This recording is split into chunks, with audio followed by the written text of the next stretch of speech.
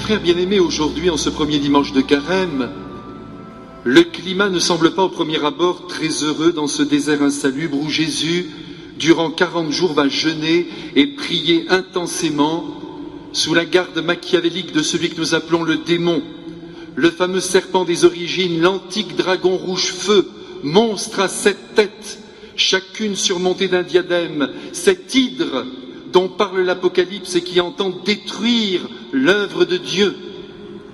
Notre temps qui se croit très intelligent, du moins davantage que celui du Moyen-Âge ou de la Renaissance, plus intelligent que tous les saints, plus intelligent que tous les mystiques, plus intelligent que tous les théologiens et tous les papes réunis. Notre temps donc a réduit en peau de chagrin, autant dire à l'état de mythe, Satan, le créateur de la mort, véritable tueur à l'échelle planétaire, et cela depuis les origines. Et pourtant, mes frères, dans l'évangile ce matin, il parle ce diable. Il tient tête au Christ et on entend sa voix. Et oui, je suis désolé de le rappeler, même si un frisson glisse le long de mon dos, le diable existe. Croyez le Seigneur, croyez la Sainte Écriture, croyez l'Église.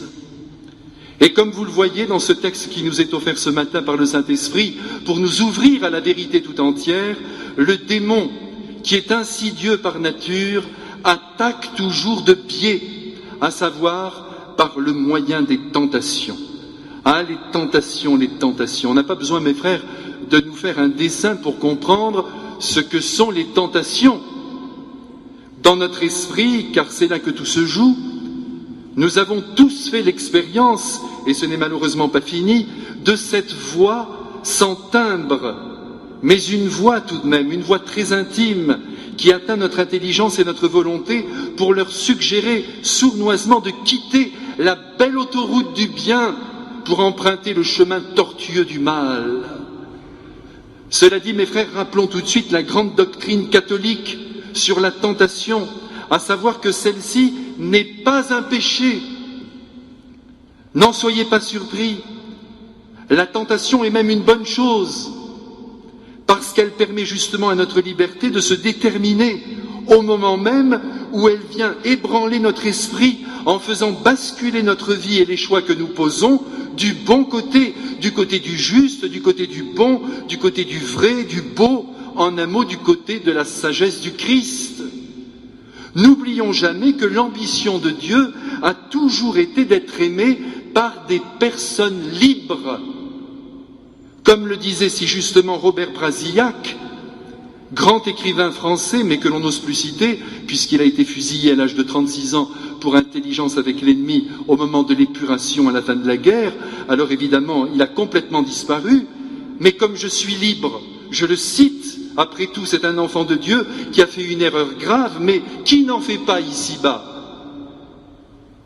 Robert Brasillac disait « Dieu a dit aux hommes de se débrouiller » et c'est ce que les professeurs de philosophie appellent la liberté. Et oui, mes frères, Dieu nous laisse nous débrouiller, faire nos choix, jusqu'à laisser l'homme libre d'adhérer ou de ne pas adhérer à son mystère. Et cela tout simplement parce que si nous n'avions pas la possibilité de dire non à Dieu, nos oui n'auraient aucune valeur à ses yeux, nos je t'aime jetés devant les tabernacles en cours de journée ou dans le secret de nos chambres n'auraient aucune valeur, ne représenteraient rien pour lui et surtout pas une preuve d'amour.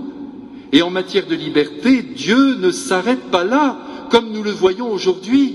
S'il laisse à la liberté humaine la grâce de choisir par elle-même le bien, sans le lui imposer, ne voulant pas nous déterminer comme le sont les animaux, grâce à la machine indéréglable de l'instinct auquel ils sont soumis, à l'ange déchu non plus que nous appelons Satan, et ici la libéralité divine semble dépasser les bornes, étrangement, il ne lui ôte pas non plus sa liberté d'agir. C'est ainsi, le démon dispose d'une certaine marge de manœuvre, une certaine marge. Mais sur ce dernier point, soyons tout de même rassurés, saint Paul l'a affirmé sous le souffle du Saint-Esprit, aucune tentation ne survient qui passe la mesure humaine, dit-il.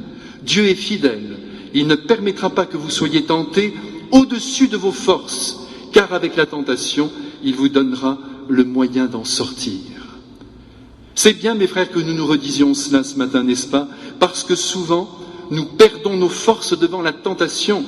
Nous nous croyons enchaînés à ses appels, dominés par elle, alors qu'en vérité, on peut toujours lui résister. La tentation est donc une bonne chose. Elle n'est pas un péché, je le répète. Quand elle survient, elle stimule notre conscience par le choix qu'elle propose, et si nous faisons le bon, elle fortifie notre volonté qui peu à peu deviendra de plus en plus imprenable. Si la tentation était un péché, mes frères, Jésus d'ailleurs ne l'aurait jamais connu. Or, il s'y soumet, expérimentant de plus toutes les formes de tentation auxquelles un homme pourrait être soumis. La tentation n'est donc pas réservée aux imprudents, aux délurés, aux éloignés de Dieu. Le Christ lui-même, parfaitement homme et parfaitement Dieu, connaîtra l'épreuve, oserais-je dire, de la tentation parfaite. D'ailleurs, le Saint-Esprit est formel. L'évangéliste Saint Luc dit à la fin de son récit que, ayant ainsi épuisé toutes les formes de tentation, le démon s'écarta de lui jusqu'au moment favorable, c'est-à-dire jusqu'au moment de la croix au fond, où là il le rattrape et il le tue. Le Christ s'est donc exposé à une tentation absolue, qui résume toutes les tentations que nous pouvons connaître, se déployant en 3 directions que nous devons maintenant contempler de près. Première tentation, le Christ, lorsqu'il était au désert, n'a pas mangé. Il a observé un jeûne rigoureux pendant 40 jours pour se préparer à sa mission. Et c'est bien sûr le 40e jour, quand son ventre crie famine, que la tentation le rejoindra. Faim de nourriture, faim de boisson, d'accord, mais aussi pour nous, faim de bien-être, faim de confort, faim de facilité, faim de tranquillité, faim d'égoïsme. Et le Christ répond, l'homme ne vit pas seulement de pain. Vous avez entendu l'adverbe, mes frères, seulement. Il ne dit pas que l'homme ne vit pas de pain, il dit qu'il ne doit pas vivre seulement de pain. Alors que personne ne se lève maintenant pour dire que le Christ est contre la vie, contre le bonheur le plus concret, le plus simple, le plus quotidien. Bien au contraire, le Christ a soif de notre bonheur, ou si vous préférez, de notre accomplissement. Et c'est parce qu'il le veut le plus grand possible qu'il nous dit que toutes ces fins qui sont légitimes ne se suffisent pas à elles-mêmes pour produire l'accomplissement de l'homme. Si nous nous enfermons dans le cercle réduit de nos besoins vitaux à honorer, nous n'entrerons pas dans le mystère magnifique de la destinée de l'homme. Nous resterons à la périphérie de nous-mêmes, asservis à notre vie végétative et sensible, enfermés dans un petit enclos, comme ces cochons que l'on gave et qui s'endorment repus les pieds dans le plat. Ce n'est pas ça la vie. Alors posons-nous la question, qui domine en nous, l'animal ou l'homme? Allez mes frères, un peu de courage, c'est le carême. Regardons de près. À présent, le Christ est emporté en esprit au sommet du temple. C'est la 2e tentation et elle est mortelle. Jette-toi en bas. Ose-t-il lui dire, ce satané démon, et Dieu viendra te sauver. Ses anges te porteront.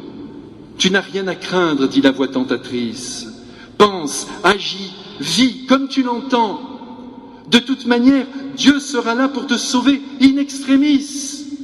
Ne réfléchis pas aux actes que tu poses, tu es le seul maître de ta vie et Dieu t'obéira comme un bon serviteur. Balance-toi, allez, balance ta vie du dernier étage et sa main sera là pour te récupérer. Non, mes frères, nous n'écouterons pas cette voix qui voudrait que nous considérions le Seigneur comme un Dieu que nous possédons, qui marcherait à notre allure et selon nos caprices, un Dieu que nous mettrions au pied du mur, à coup de prière ou de menace, en le sommant d'intervenir pour réparer tous nos mauvais choix, toutes les souffrances et tous les péchés, le tenant d'ailleurs responsable de tous nos maux. Combien de fois l'homme a-t-il ainsi inversé les rôles, en mettant Dieu de la sorte à l'épreuve, en lui ordonnant d'agir de telle ou telle manière, dans tel ou tel sens, et en mettant au-dessus de sa tête couronnée une belle épée de Damoclès. Si tu n'agis pas, Seigneur, ou puisque tu n'as pas agi dans le bon sens, c'est fini entre nous, fini les prières, fini la confiance, fini l'amour. Jusqu'à quand l'homme parlera-t-il ainsi à son Dieu? Dieu est Dieu, nous ne le tiendrons jamais entre nos mains comme un papier que l'on froisse. Dieu est Dieu, je vous le redis, Dieu très aimant, et l'homme très aimé. Et d'ailleurs, lorsque nous serons au ciel, quel étonnement quand nous constaterons à quel point et avec quel degré d'incandescence d'amour notre Seigneur nous a entourés, protégés, suivis, consolés, caressés. On ne met pas le Seigneur à l'épreuve, c'est compris? On ne l'oblige pas à marcher dans notre sens. Ce n'est pas cela la vie. Allez, c'est carême, mes frères, un peu de courage. Regardons de près. Enfin, voici la troisième tentation, la dernière, donc peut-être la plus périlleuse, j'oserais dire la plus tentante. Le Christ, en une vision intérieure, est conduit au plus haut, dit l'Écriture, face à tous les royaumes de la terre, royaume de la propriété, royaume de l'avoir, royaume des biens terrestres, royaume de l'argent, royaume du pouvoir, royaume de la domination, royaume du toujours plus, royaume du profit, royaume de la renommée, royaume du reconnu, royaume de la gloire, royaume des applaudissements, royaume des premiers. Tout cela est à toi, dit la voix insidieuse, si tu te prosternes devant moi, si tu pactises avec moi. Pas question, répond le Christ.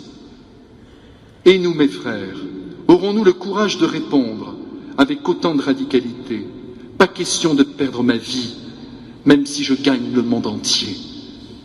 Et puis d'ailleurs, au fond, mes frères, que restera-t-il de nos parcours humains, de tous ces royaumes acquis, même si ces conquêtes ont été obtenues honnêtement? Regardez, mes frères, le Japon, avec sa grande avancée technologique et son empire économique qui font frémir d'envie toute la planète.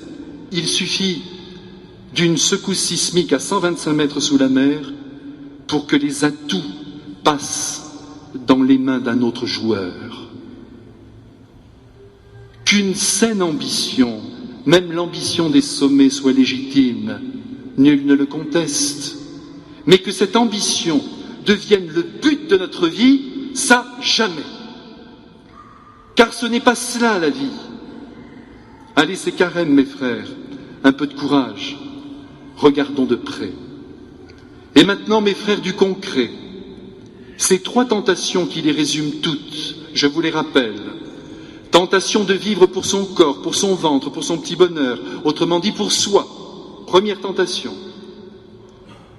Tentation de mettre Dieu à l'épreuve ou dans son coin de ciel, en prétendant faire ce que l'on veut et comme on veut, lui, en fin de compte, se pliant à nos choix et nos caprices. Deuxième tentation. Troisième maintenant.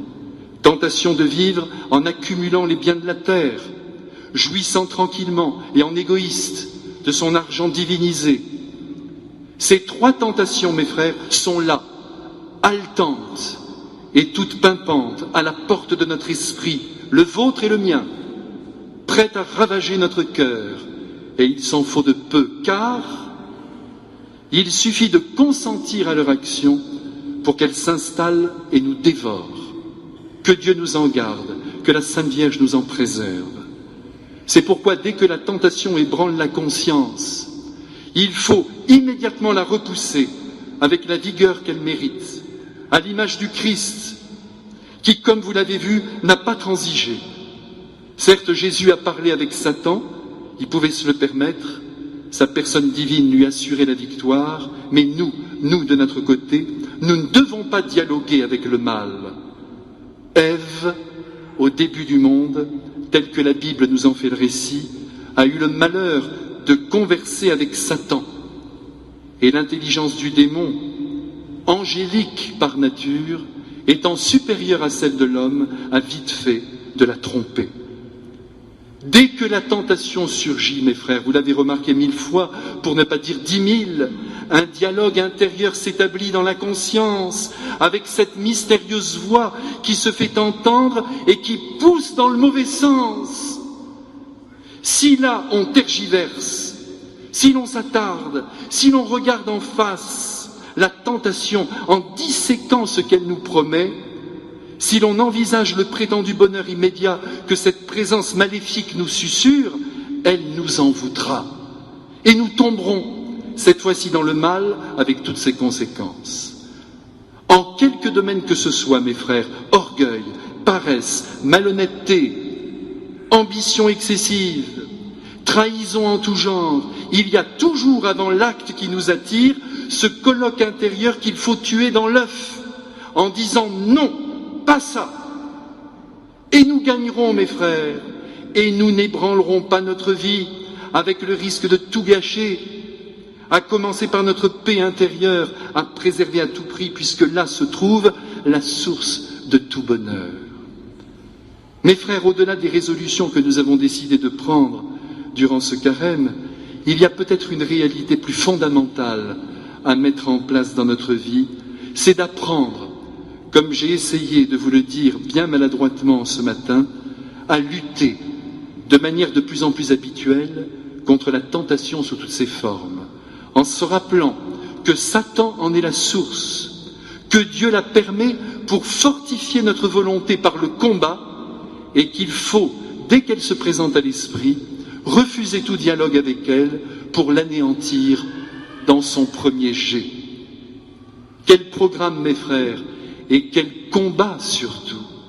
Un vrai carême, 40 jours, sans carré de chocolat si vous voulez passer par là, mais surtout avec dans le cœur, je l'espère, le grand désir de sentir votre vie de plus en plus armée face à la tentation, qui est une très bonne chose. Amen.